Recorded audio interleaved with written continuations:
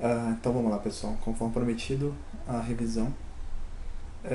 Na primeira questão aqui a gente tem o PC 202010, que é esse camarada aqui, está realizando um ping no PC 300030. Levando em consideração que a rota utilizada é a rota de cima, R1, R2, R3 e R5, preenche a topologia acima com o MAC de origem e destino. Então, se a gente pegar aqui, a topologia é essa, está saindo um ping aqui desse equipamento para chegar nesse equipamento aqui da rede 30. Então, passando aqui por R1, R2, R3 e R5. Então, quando esse cara monta o cabeçalho aqui de camada 2 dele, o MAC de origem vai ser A e o MAC de destino vai ser B. O MAC de origem dele mesmo é o MAC de destino do default gateway. IP de origem, o IP dele, 20.0.20.10, e o IP de destino, o IP da máquina de destino, 30.0.0.30, que ele colocou no comando ping como destino, beleza? Então, se eu pegar aqui, nesse segmento aqui, que eu estou capturando o pacote, o MAC de origem aqui vai ser C e o MAC de destino vai ser D. Então, repara que nesse enlace aqui, para esse, ele mudou o cabeçalho de camada 2. IP de origem vai ser o mesmo, 20.0.20.10 e destino 30.0.0.30. Então, o IP é fim a fim, né? Ele não muda nunca, a não ser que eu esteja atravessando aí um NAT. Aqui, nesse caso, o MAC de origem vai ser M e o MAC de destino N. O IP de origem não muda, o IP é fim a fim. Então, o IP de origem aqui vai ser a máquina 20.0.20.10 e o de destino 30.0.0.30. Beleza? Questão 2. Qual a razão dos roteadores serem considerados dispositivos mais lentos que os switches? Justamente por isso. O roteador é mais lento.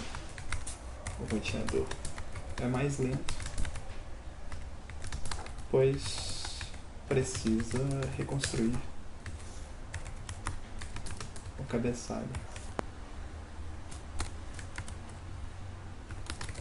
de camada 2.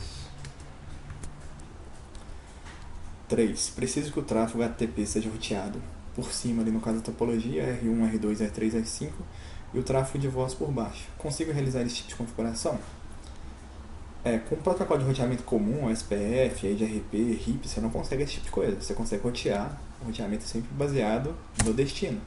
Para eu configurar esse tipo de coisa, eu tenho que usar o Policy Based Routing, que eu crio uma route map lá, pego o tráfego no tipo de tráfego, se for HTTP eu vou tomar uma decisão, e se for voz eu vou tomar outra decisão. Então a funcionalidade que me permite fazer isso é o Policy Based Routing. Quais tipos de marcações podemos realizar no campo TOS, cabeçalho de camada 3? Qual a diferença entre eles? Então, no campo TOS, eu tenho o IP Presence e o DSCP. A diferença entre eles, o IP Presence me dá só 8 marcações, 8 etiquetas, né? E o DSCP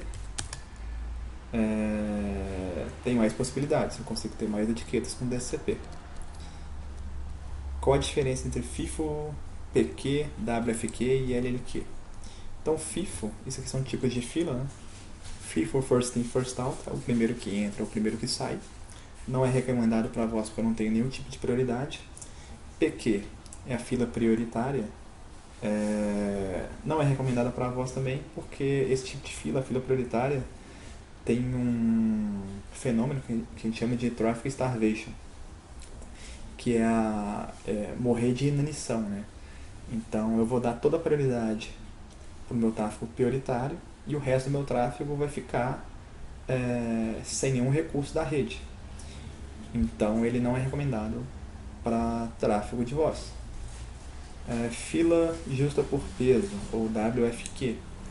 Essa fila ela me dá uma certa classificação de tráfego, né? Eu consigo, através da classificação que eu realizei, tomar alguma decisão, porém ela não é recomendada para voz porque ela também não me dá uma prioridade. Então, se a classe de voz está sendo enviada, depois passa para uma classe de HTTP, por exemplo, se chegar outro pacote de voz, eu não volto para a classe de voz, eu tenho que esperar tudo que for HTTP ser enviado para depois passar de volta de novo. Então ela meio que faz um round robin entre as classes. LLQ. LLQ nada mais é que Low Latency Queue, que é a junção de todas as outras filas.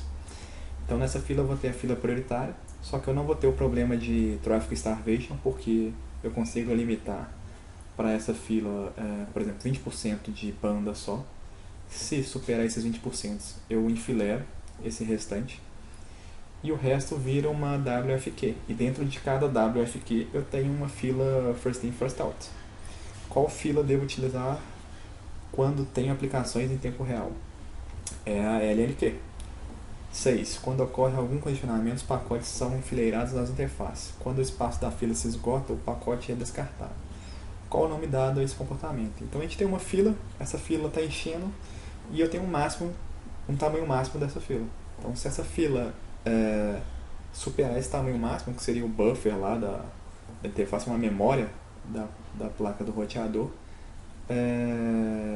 esse pacote é descartado. Então ele é descartado antes mesmo de entrar na fila. Esse fenômeno a gente chama de tail drop. A 7 é justamente como que a gente faz para tentar diminuir esse cara, o tail drop. Existem dois métodos. O primeiro é o RED, o Random Early Detection, e depois é o WRED, que é o RED por peso, por classe. O RED simplesmente vai pegar algum pacote que está dentro da fila e vai descartar ele aleatoriamente. O problema de eu descartar aleatoriamente é que eu posso estar descartando um pacote que é prioritário, que é o de voz, por exemplo. E eu não quero isso. Então o RED para mim não adianta, né? Ele vai descartar aleatório, mas ele pode descartar alguém que eu quero. O WRED ele consegue descartar através de peso, então eu consigo falar para ele para descartar primeiro os pacotes que têm menos prioridade, depois os que têm média prioridade, depois os que têm mais prioridade. Então ele não descarta aleatoriamente. Aqui outras questões. Quais características diferem o serviço de videoconferência e vídeo streaming, tipo YouTube? A videoconferência é em tempo real, né? O streaming não é em tempo real. Para o serviço de voz sobre IP, que diferença de características devem estar disponíveis em uma rede IP? Então, se eu estou utilizando esse serviço em tempo real, né, como o VoIP, uma característica que eu tenho que ter é uma rede com um delay baixo, né, com jitter baixo, sem muita perda, né, porque senão a minha experiência com o tráfego em tempo real vai ser bem ruim. 3. Que tipo de tráfego pode ser considerado tráfego de baixa prioridade por uma empresa cujo negócio é baseado em e-commerce, através da internet, sem televendas? Então, aqui no caso, como ele não usa voz para nada, o que deveria ser prioritário para esse cara seria HTTP, por exemplo, tráfego web, né? Daria a marcação como uma prioridade para esse cara. 4. Qual a marcação utiliza para VoIP, se estiver utilizando DSCP? Se eu estiver utilizando DSCP, eu tenho as etiquetas EF, eu tenho as AF e eu tenho as CS. EF, Expedite Forward, que é a maior prioridade, né? Então eu daria para VoIP esse tipo de marcação, a EF. 5. Qual marcação tem prioridade? AF43, AF41 ou CS7? Nesse caso aqui, eu tenho duas AFs aí empatadas no primeiro dígito, que é o AF4 e a AF4. Então, AF43 e AF41. Então, eu tenho que olhar o segundo dígito para desempate. O primeiro dígito do AF, quanto maior, melhor. Eles são iguais, 4 e 4. O segundo dígito, quanto menor, melhor. Porque é a possibilidade de dropagem desse camarada. Então 41 é melhor que 43, porque eu tenho menos possibilidade de dropar no 41. 1 é menor do que 3, então segundo campo, menor, melhor. Ficaria AF41, AF43 e depois CS7, a sequência, né? 6. Qual é o objetivo da marcação de tráfego? Eu realizo a marcação do tráfego justamente para tomar decisão baseada nessa marcação, né? O mesmo conceito de eu marcar uma encomenda com aquela tacinha de frágil. Eu sei que o cara que pegar essa encomenda vai tomar cuidado porque ela está marcada como frágil. Que tipo de tráfego deve ser marcado como EF? A gente acabou de falar, né? Normalmente tráfego em tempo real. Que precisa de alguma prioridade, né? Nem sempre em tempo real. Igual a questão ali do e-commerce. Para o cara lá, o HTTP dele tem que ser marcado como EF, por exemplo. Mas normalmente, 99% das vezes, tráfego em tempo real. 8. Que tipo de tráfego pode ser marcado como best effort? Todo o resto, tudo aquilo que eu não marcar, vai ser considerado melhor esforço. Para que servem os protocolos H323, CIP e MGCP? H323, CIP e MGCP, eles são utilizados para sinalização, né? Então a gente viu lá no início da disciplina que a gente tem o RTP, que carrega a voz ou o vídeo, o conteúdo, né? E o H323, o CIP e o MGCP vai ser para eu fechar uma ligação, por exemplo, para eu fazer o outro ramal ringar, dar tom de ocupado, esse tipo de coisa, avisar o servidor, logar, esse tipo de coisa, sinalização.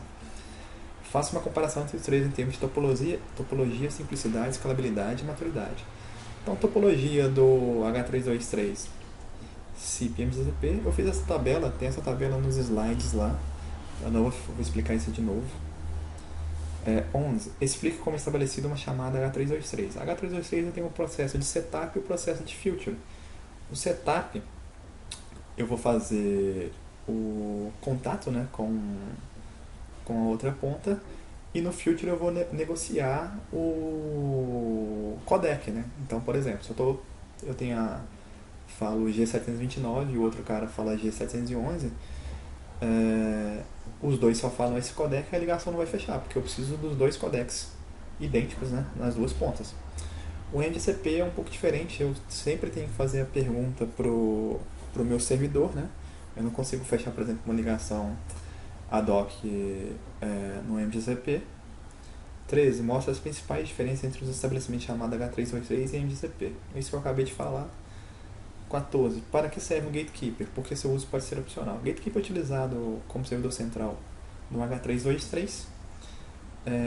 O Gatekeeper seria o cérebro da rede ali, né? Ele que faz... O cérebro da rede é H323. Seria onde eu faço a autenticação, as rotas, enfim, o cérebro. Porque seu uso pode ser adicional. Eu consigo fechar uma ligação H323 entre dois ramais sem o uso do Gatekeeper, uma ligação HDOC. Muito incomum, mas eu consigo. 15. A qualidade de serviço garantida por meio de mecanismo de reserva de recursos de rede. Se eu estou fazendo reserva de recursos de rede, eu estou falando dos serviços integrados. Lembra do RSVP, Resource Reservation Protocol. Então aqui seria a letra E. 16. A qualidade de serviço é garantida através de mecanismos de priorização de pacotes da rede. Se eu estou priorizando pacotes, né, eu estou falando aí dos serviços diferenciados, né? Eu estou fazendo aquelas marcações de pacote e estou utilizando ele para tratamentos diferentes em pontos de redes diferentes, né? Então seria aqui letra B. 17. Qual destes parâmetros impacta na QoS de uma rede de pacotes para aplicações em tempo real? Então aqui tem uma porrada de pegadinha, atraso de pacotes menor que o exigido pela aplicação. Se o atraso está menor do que o exige, tá bom, né? O atraso, eu combinei lá com o atraso, tem que ser, pode ser até 3 milissegundos. Passou de 3 é ruim. Como ele está menos de 3, menor do que o exigido, é bom. De ter menor que o exigido pela aplicação, mesma coisa. Skill menor que o exigido, mesma coisa. Largura de banda menor que o exigido, aí é ruim, né? Se eu te der uma largura de banda, eu não quero que ela seja menor do que eu exigir, porque isso aí vai ser ruim. Então aqui seria a letra D. 18. Sobre os processos de roteamento e comutação nos roteadores, assinale a afirmação verdadeira. Roteamento é o processo de mover pacotes da entrada do roteador para a saída apropriada do roteador. Letra A, né? Então a primeira aí já está correta. 19. Para o efeito de QoS nos roteadores de borda, qual dos seguintes mecanismos tem a função de separar os pacotes IP por classe de serviço? Então o que separa por classe, galera, é a classificação. Depois que eu fiz a classificação, eu abri o pacote e vi o que tem lá dentro, aí sim eu posso marcar, beleza? Mas eu consigo ter QoS sem fazer nenhuma marcação, fazendo classificação em todos os equipamentos da minha rede. O problema é que classificação demanda muito recurso do meu equipamento. Então não é bom você fazer a classificação em toda a sua rede. Normalmente você põe equipamentos estratégicos que vão fazer esse tipo de trabalho, porque consome muito recurso da rede. Lembra lá do lado que a gente teve que aumentar a memória do roteador que estava funcionando lá com o N-bar lá da Cisco. 20. Qual dos seguintes mecanismos de QoS limita o tamanho das filas através de um descarte preventivo, levando em conta as informações de prioridade do campo TOS dos pacotes IP, assim que o tamanho da fila atinge um limiar predefinido? Então a minha fila está enchendo. Eu quero que essa fila não fique cheia, porque senão eu vou ter o tail drop. A gente viu dois mecanismos, o red e o WRED. Aqui ele está falando que limita descarte preventivo, né? Os dois fazem descarte, o red e o WRED, só que aqui ele faz o descarte levando em conta as informações de prioridade do campo, então ele está levando em consideração a classificação. Quem faz isso é a letra D, o WRED, que é o red ponderado. 21. Para o serviço multimídia de tempo real, aí é questão de cálculo, né? Tem resolvido aí nos outros vídeos, não vou fazer isso de novo. Acabou. Só isso então, pessoal.